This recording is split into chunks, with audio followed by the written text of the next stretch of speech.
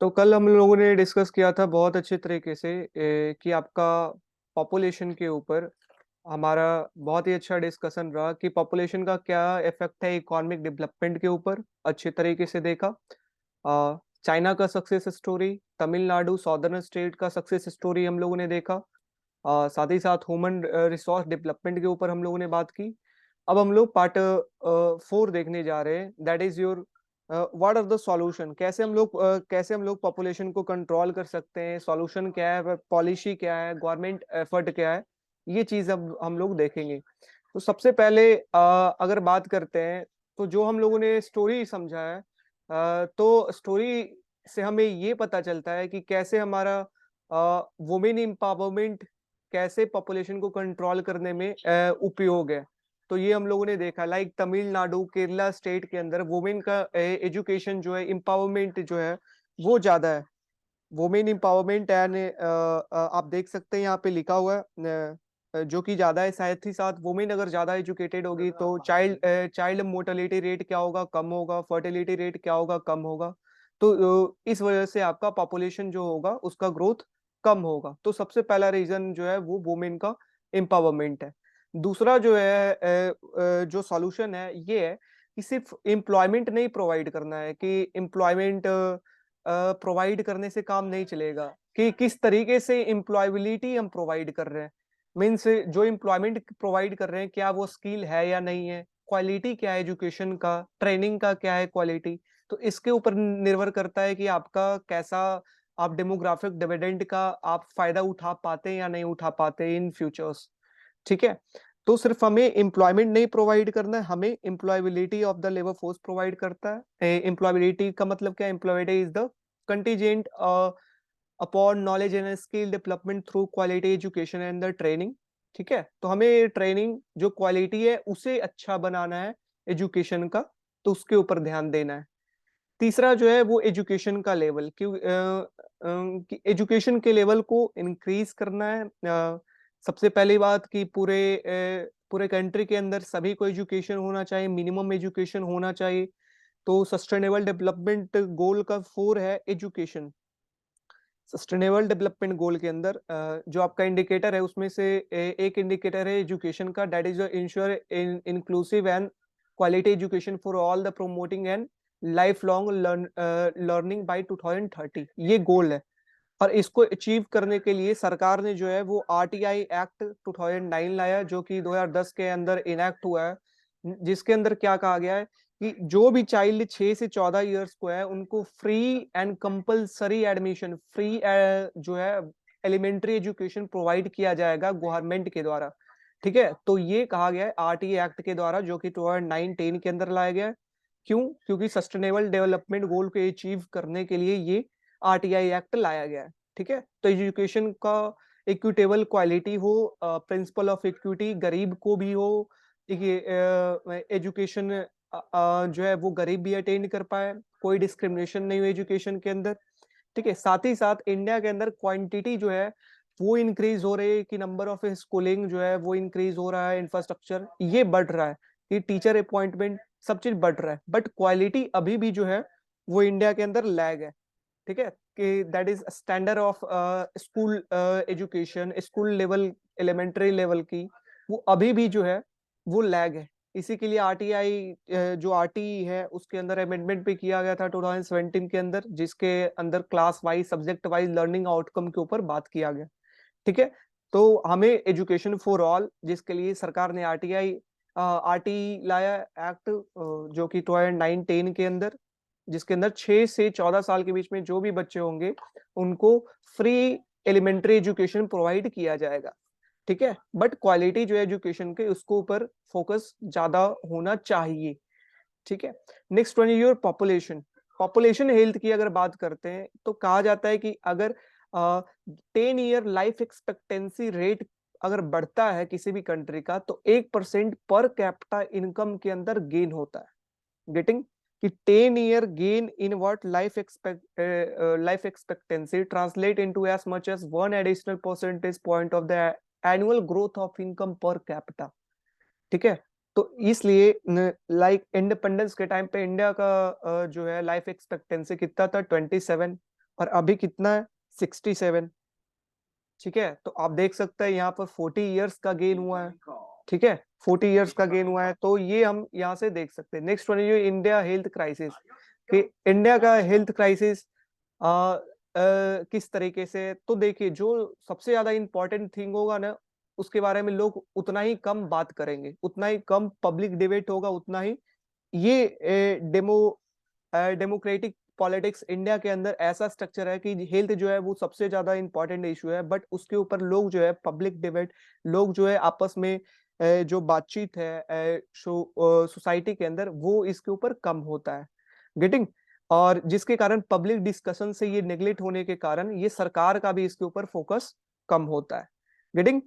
तो अब नेक्स्ट है कि पब्लिक का जो इन्वॉल्वमेंट है वो इंक्रीज होना चाहिए, तभी जाकर के आपका जो है ये disease like sanitation, public hygienic, water disposable, तो ये सिर्फ सिर्फ सरकार के प्रोवाइड करने से नहीं होगा। जब पब्लिक अवेयर होगी तब जाकर के पूरे अच्छे तरीके से कंट्रोल हो पाएगा।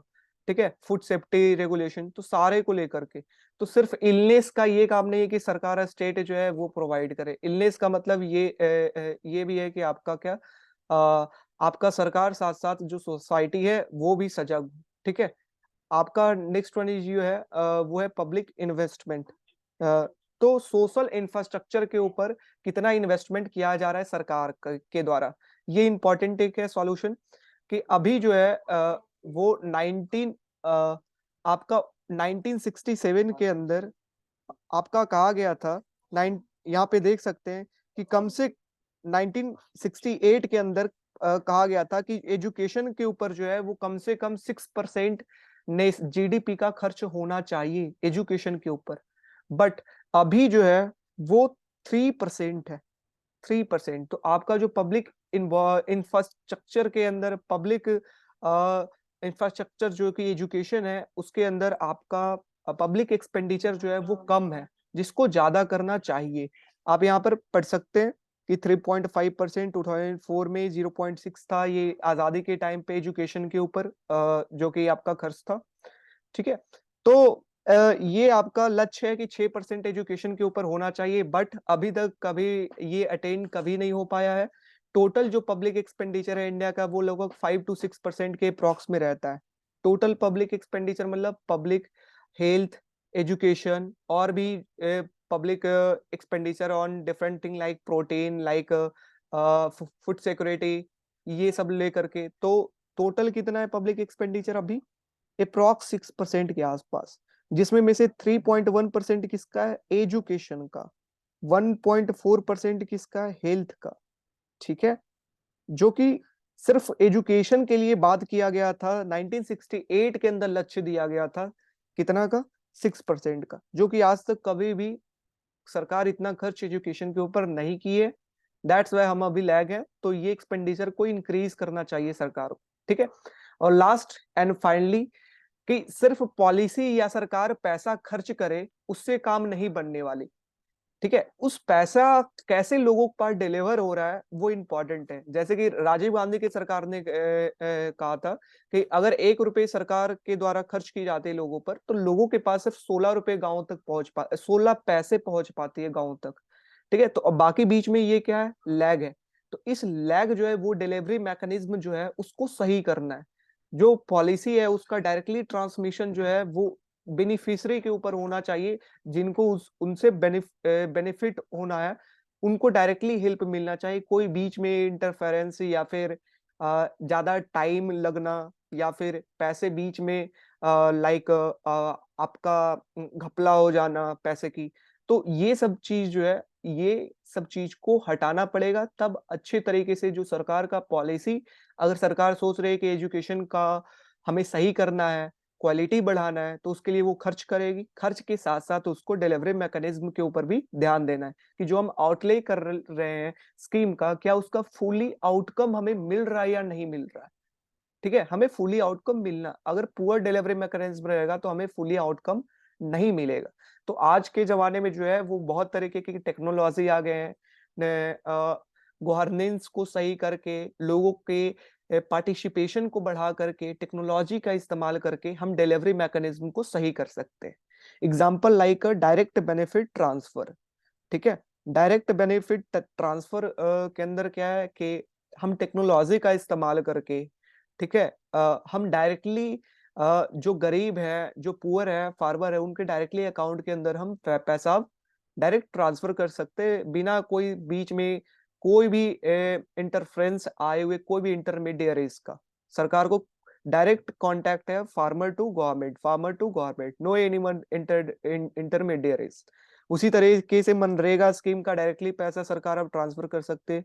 तो इसलिए ये सारे जो है, ये सारे प्रोग्राम और भी लाने चाहिए जिससे डिलीवरी मैकेनिज्म और भी अच्छा हो सके। इसी तरीके से वर्क करना चाहिए। अगर कोई भी एजुकेशन के लिए लेकर के या हेल्थ के लिए है तो डायरेक्टली जो है और पीपल का इन्वॉल्वमेंट, गवर्नेंस का रोल बढ़ा करके कर सकते हैं, ठीक है। और मल्टीपल डिले करके, गवर्नमेंट में लैग करके, ठीक है, पब्लिक डिस्कशन कम होने के कारण जो है वो इशू आता है डिलीवरी मैकेनिज्म का। गेटिंग? तो पंचायती राज जैसे कि आया, क्यों आया? क्योंकि लोगों के बीच जो सोसाइटी है वो इशू के ऊपर बात करे, उनको पता चल पाए कि हाँ, कितना पैसा उनके लिए आ रहा है, नहीं आ रहा है, कैसे उपयोग किया जा रहा है। तो ये सोसाइटी पंचायत लेवल पे एक इंस्टीट्यूशन हो, ठीक है ना, जहां पर पैसा जाए, लोगों का डिस्कशन हो, सोशल इन्वॉल्वमेंट हो, तब जा करके जो है जो पैसा जा रहा है उसका एक्चुअल आउटकम निकल पाएगा। एक ये भी था 73 74 आपका जो अमेंडमेंट आया था पंचायती राज का। फिर आपका पॉलिसी मेकर का क्या काम है कि पॉलिसी मेकर किस तरीके से एम्प्लॉयमेंट को इंक्रीज कर सकते हैं, कैपेसिटी को कैसे स्ट्रेंथ कर सकते हैं पॉलिसी मेकर, ठीक है। तो पॉलिसी मेकर का काम पहला होना चाहिए गुड गवर्नेंस के ऊपर, कि good governance like functioning institution, rule and law अच्छा होना चाहिए, करप्शन को लेकर के, प्रॉपर्टी राइट, ठीक है ना, कॉन्ट्रैक्ट को लेकर के।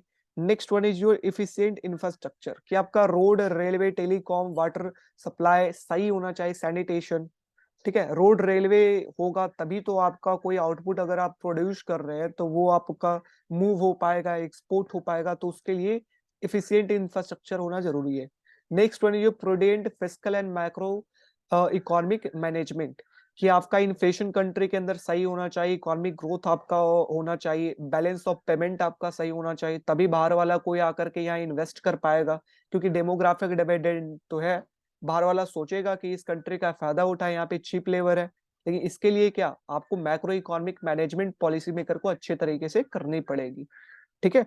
नेक्स्ट वन इज योर जो फाइनेंशियल मार्केट है उसको वेल डेवलप्ड एंड कम्पिटेटिव बनाना पड़ेगा, ताकि जो सेविंग आपका है इकोनॉमी के अंदर वो क्या इंश्योर हो सके कि जो बैंक के पास पहुंच रहा है वो फाइनेंशियल इंस्टीट्यूशन के पास पहुंच रहा है, ठीक है।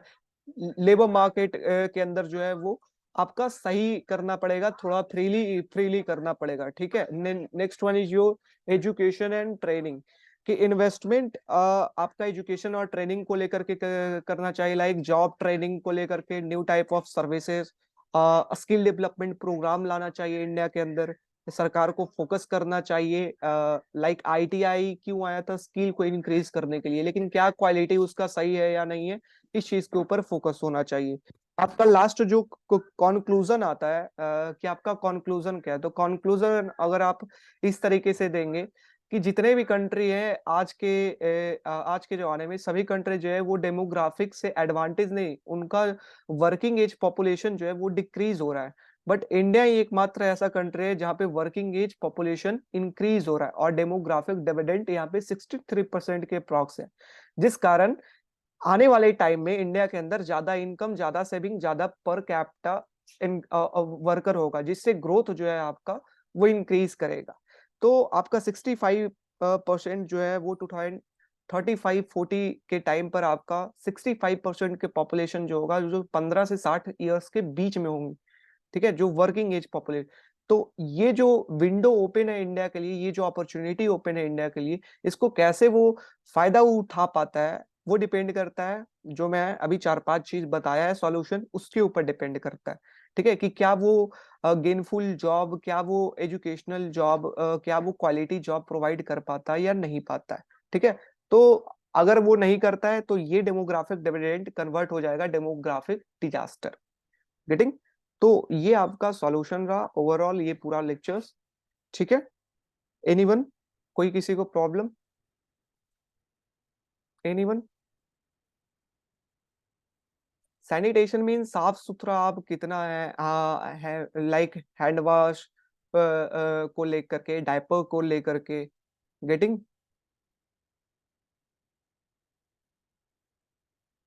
Any problem anyone?